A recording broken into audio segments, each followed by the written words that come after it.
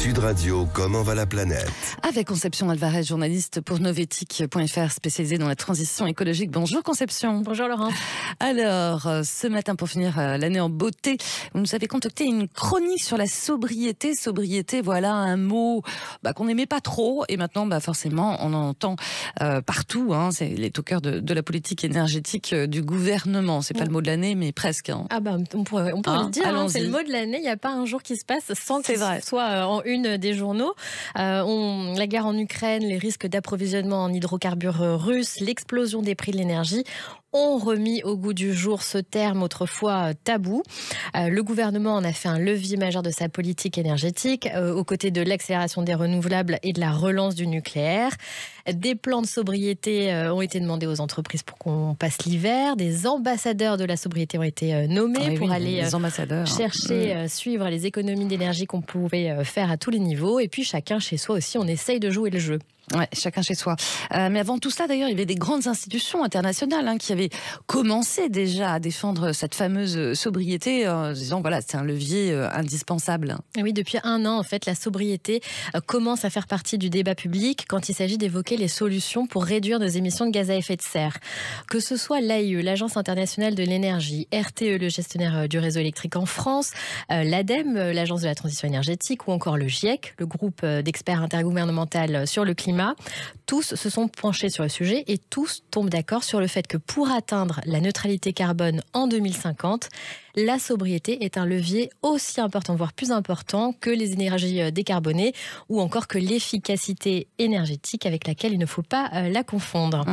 Et donc le dernier rapport du GIEC nous donne un chiffre assez impressionnant puisqu'il estime que la sobriété peut réduire les émissions mondiales de 40 à 70% d'ici 2050. C'est colossal. Ouais, qui peut, mais comment on fait? Est-ce qu'il suffit justement de baisser notre thermostat quand on nous cesse de nous le répéter à longueur de journée? Je sens qu'il y a un petit doute là quand même, non? Alors ça c'est important évidemment, il faut le faire, il faut réduire nos consommations énergétiques le plus possible, mais c'est qu'une petite pièce du puzzle. La sobriété, en réalité, elle implique un changement profond de nos modes de vie, de nos modes de consommation et de production. Il faut se réfléchir à comment se déplacer autrement, relocaliser nos achats, adopter un régime alimentaire moins carné. Quelques exemples avec par exemple le scénario Génération Frugale de l'ADEME qui propose de réduire de 30% la surface moyenne des maisons neuves individuelles. Génération frugale. Oui. Je ne connaissais pas. De diviser par 3 notre consommation de viande ou encore de réduire d'1/4 le nombre de kilomètres parcourus. Celui de RTE propose de passer à 2 jours et demi de télétravail par semaine, contre en moyenne 1 en ce moment.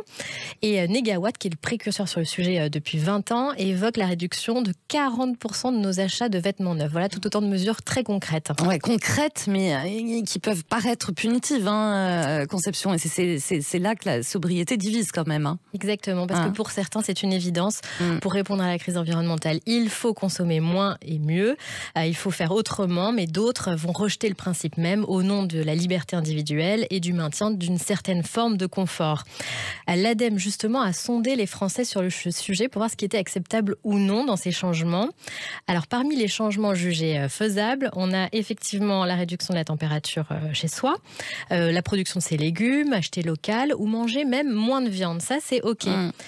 Par contre, pour les changements un peu plus difficiles, il y a le partage de pièces chez soi ou d'espaces communs, des buanderies par exemple, la mise en place de quotas CO2 pour voyager, donc être limité dans ses déplacements, ou encore la réduction d'aliments venant de pays étrangers, donc comme le chocolat ou le café. Ouais, c'est ça. C'est un peu plus difficile. Là, c'est plus difficile. En fait, il manque un récit positif, c'est ça, autour de la sobriété. Oui, il faut essayer de montrer que c'est désirable, mais il faut être honnête et mettre sur la table ce qu'on va perdre concrètement et le dire. Baisser la température, c'est une réduction de notre confort.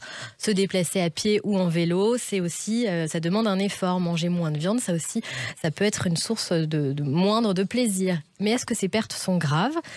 Comment peuvent-elles être compensées? Il faut se poser les questions, il faut se poser les bonnes questions, nous dit le spécialiste de la décroissance Vincent Liéger. Réévaluer ce qui compte vraiment, réfléchir à ce qui nous rend heureux, mieux nous réapproprier nos besoins, redéfinir le sens de nos vies, imaginer le monde dans lequel on voudrait vivre et qu'on souhaite léguer à nos enfants. Qu'est-ce que la belle vie? La qualité de vie? Comment on s'accomplit? Est-ce que posséder, renouveler? C'est une question presque métaphysique d'ailleurs. Oui, mais il faut réussir à se poser et il faut avoir ce débat de de société. C'est un petit peu ce qu'avait commencé à faire la Convention citoyenne pour le climat. Ouais. Justement, l'une de leurs mesures phares, c'était la baisse de la vitesse à 110 km/h sur autoroute. Hein. Qui avait tout de suite provoqué la bronca des associations automobilistes.